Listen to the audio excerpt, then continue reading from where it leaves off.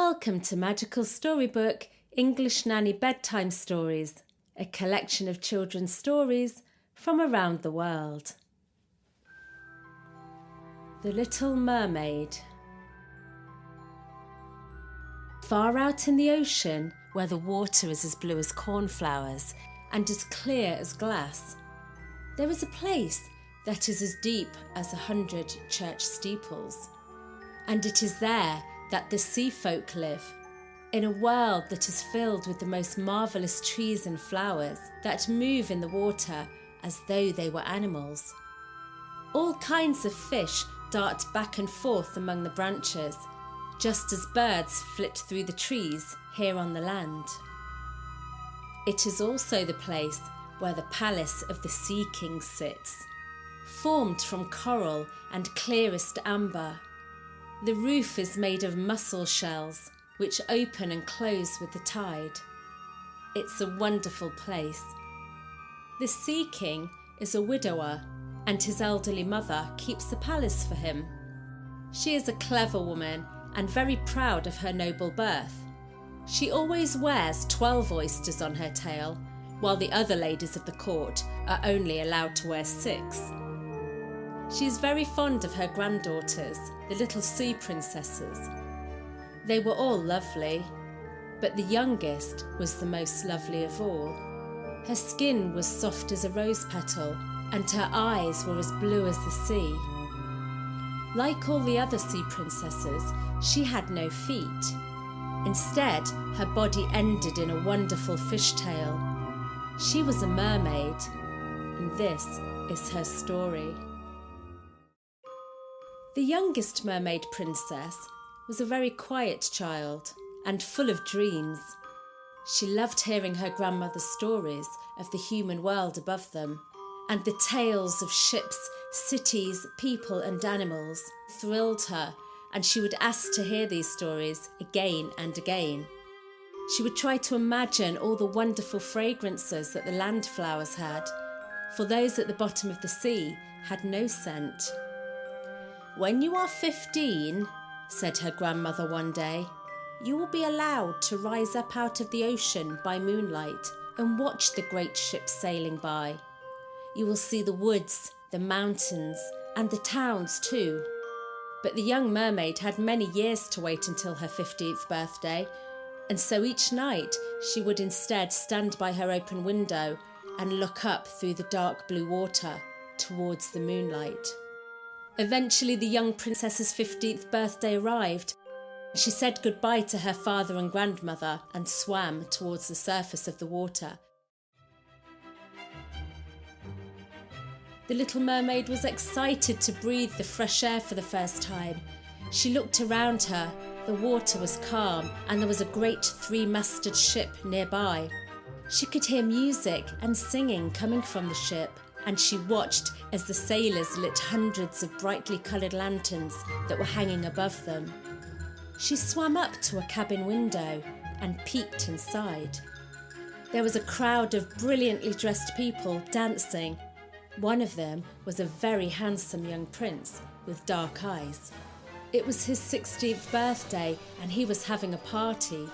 The sailors up on the deck danced the night away, and as soon as the prince appeared among them, they lit 100 rockets that flew through the air, making it as bright as day. This startled the little mermaid, and she ducked under the water. When she returned to the surface moments later, it was like all the stars in the sky were falling around her. Never had she seen such fireworks. She watched the handsome prince late into the evening, and eventually, when all the lamps were put out, the ship began to sail. But soon the clouds were gathering, and lightning flashed in the distance. The sailors realised that they were in for a terrible storm, and they all rushed to man the sails. Within minutes, the waves were rising up around the ship like towering black mountains, causing it to pitch and roll as it sped on. One moment the ship plunged into the valley between the waves, and the next it surfed dangerously over the top of them. It creaked as its thick timbers began to give way under the heavy blows of the waves, and when the mast finally broke in two, the ship listed onto its side, and water burst into its hold. The little mermaid could see that the people aboard were in trouble. She looked out for the prince, and when the ship split into two, she saw him sink down into the water. She dived down through the waves until she found the prince. He was exhausted and close to death, but she held his head above the water and let the waves carry them both along wherever they were going. At daybreak, the storm ended, and over the calmer water, the mermaid could see the snow-capped mountains of dry land. She swam towards them, still holding the unconscious prince. When she got nearer, she saw a monastery with orange and lemon trees growing in its garden. The sea formed a deep harbour there, and making sure that she wasn't seen, she laid the prince down on the sand. Suddenly, bells started chiming, and soon after, a number of young girls came running out into the garden. The little mermaid swam behind some tall rocks and watched as the prince regained consciousness and the people led him inside. Then she swam sadly back down to her father's kingdom. She returned to the harbour every day, hoping to see the prince again, but she never did. Each time she became sadder and sadder, and when she could finally bear it no longer, she told her secret to one of her sisters. Her sister told her that she knew who the prince was and where his kingdom was. Together they rose from the water in front of a beautiful palace that was made from pale golden stone. It had a great marble staircase that led down to the sea. The little mermaid's eyes widened when she saw the prince walking down it. Each night she would return and watch the prince row out into the sea on his boat. He would sit and play music under the stars, and the little mermaid would follow him and listen. One evening she asked her grandmother to tell her everything that she knew about the upper world. "Do humans live forever?" she asked. "No," replied her grandmother. "They live a much shorter life than us sea folk, but they have an immortal soul which does live on forever, even after they die.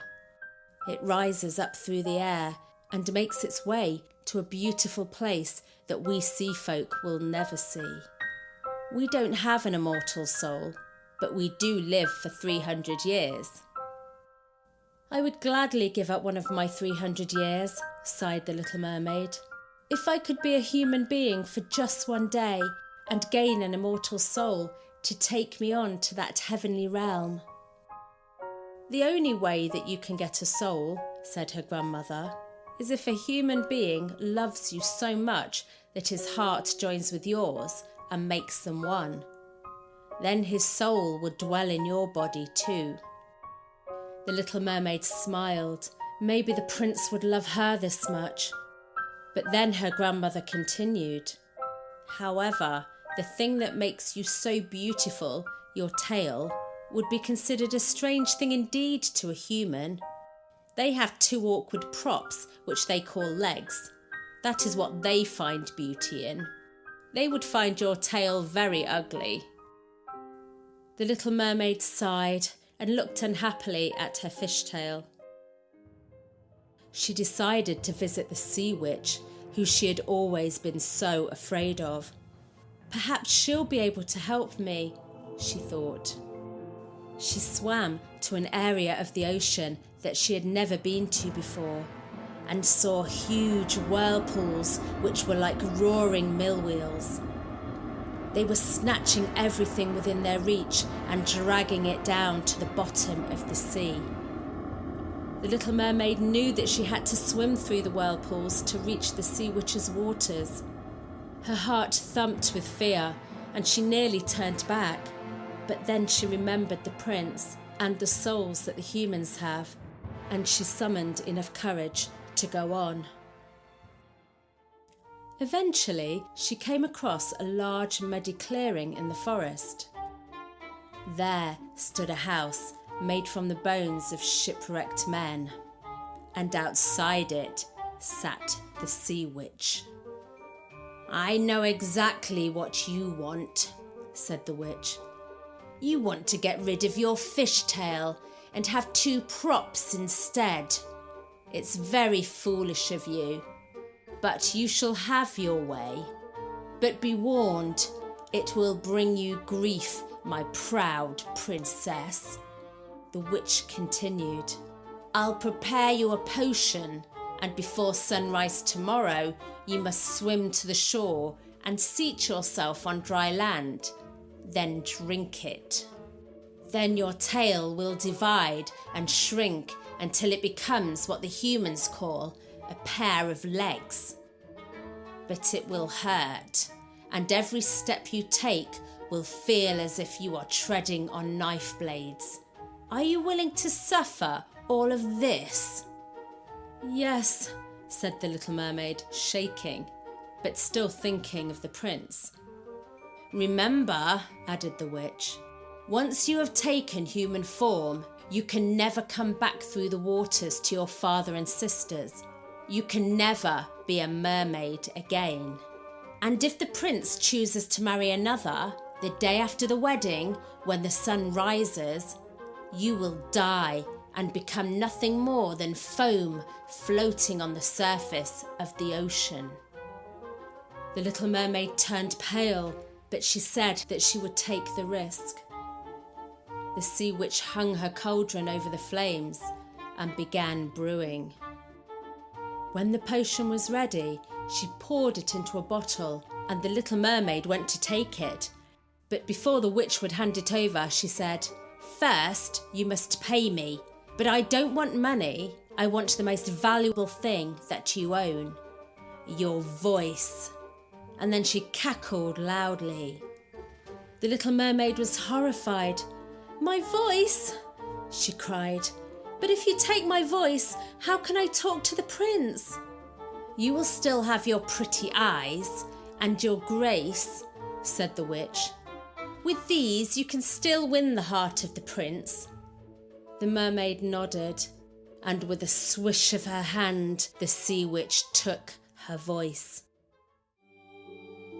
Knowing that she was to be parted from her family forever and had no way of explaining it to them, she blew them 1,000 kisses and then swam towards the surface of the sea. The sun had not yet risen when the little mermaid reached the prince's palace. She sat on a rock and drank the potion. Instantly, she felt a pain so sharp that she fainted. When she opened her eyes again, there in front of her stood the prince. She looked down. Her fishtail was gone, replaced by a pair of legs. The prince asked who she was, but of course she could not speak. As she was only covered in seaweed, the prince led her into the palace to get some clothes. Every step she took felt as though she were walking on the edge of a knife, just as the witch had said. The prince looked after her from there on, and everyone at the court soon became very fond of the strange, silent girl. Every night she would get up to dance for the court, but each time she did, she felt the pain of dancing on sharp steel. The prince would take the little mermaid riding, where she was able to smell the sweet scented flowers and hear the birds singing in the woods. Day after day, the little mermaid became more dear to him, but he never asked her to marry him. One day he was watching her, and then he said, "You remind me of someone. Last winter I was on a ship that was wrecked, and the waves cast me ashore near a holy temple. The youngest of the maidens who lived there found me beside the sea and saved my life. Though I saw her no more than twice, she has taken my heart and is the only person in all the world who I could marry." The little mermaid felt such distress that she wanted to cry out that it was her that had saved him, but of course she couldn't. A week later, the prince was getting ready to set sail in a magnificent ship. He was to visit the daughter of a neighbouring king, who his father wanted him to marry. He told the little mermaid that although he must go, he could never love or marry the princess. "If I were to choose a bride, I would rather choose you," he said, laying his head against hers. For the first time, the young girl felt the closeness of an immortal heart. They sailed through the night, and the next morning the ship came into the harbour of the neighbouring king's glorious city. The prince's arrival resulted in a great celebration, and there were balls held every night to welcome him. It was a few days before the king's daughter finally arrived, but when she did and stood before the prince, he cried out, "It's you! You're the one who saved me when I was washed up on the beach." Then he took her in his arms. He saw the little mermaid looking sad and said, "My fondest dream has come true. You will share in my great joy, won't you? For you love me more than anyone does." The little mermaid smiled at the prince, but felt as though her heart would break into 100 pieces. When the day of the wedding arrived, the little mermaid realised with sadness that this would be her last day on earth. For tomorrow, as was the bargain with the witch, she would become nothing more than foam on the ocean. She joined in the celebrations and danced more wonderfully than she had ever danced before. She dreamed of the home that she had given up, and of her family, and of the life that she had forsaken for the chance to marry the prince and gain an immortal soul. When everyone had gone to bed, the little mermaid spent an endless night looking out towards the sun, waiting for it to rise and bring her the cold hand of death. Suddenly, she saw her sisters rising up among the waves, but there was no sign of their lovely long hair. It had all been cut off. "We have given our hair to the sea witch," they shouted up to their sister. "We made a deal with her to save you from death tonight." The little mermaid danced and sighed. "But there is one condition," they added. "You must kill the prince before the sun rises." Their sister gasped with shock. "If you do this," they continued, "your tail will return. You will keep your life and come back home and live out your 300 years in the ocean." Then they sank beneath the waves. The little mermaid looked out towards the sun and saw the first glimmer of orange on the horizon. The sun was almost here. She knew that she only had a few minutes to break the spell. She ran to the prince's cabin and looked upon him sleeping. She knew that she could never harm him. She kissed him gently on the forehead and slowly walked out of the room. She climbed up onto the side of the ship, took one last look at the sky, and then threw herself into the water. While she was waiting to fade away, she looked around and was surprised to see hundreds of beautiful heavenly beings floating around her in the water. "Who are you?" asked the little mermaid. Her voice had returned. "We are the daughters of the air," they replied. "We are beings who have no immortal soul, but are doing good deeds to earn one. For centuries we have carried the scent of flowers through the air and brought fresh breezes and healing balm wherever we go. When each of us has done good deeds for 300 years, we will gain a soul that will never die. You showed great loyalty to the prince and have now become a daughter of the air." The little mermaid looked down at her body and saw that she had changed shape, and then she felt herself rising to the surface of the water and then up through the sea foam as she joined the daughters of the air. They floated unseen among the humans from then on, doing their good deeds. And each time the little mermaid saw a child being good and kind, she smiled, because that meant that she was closer to gaining her immortal soul and entering the heavenly realm.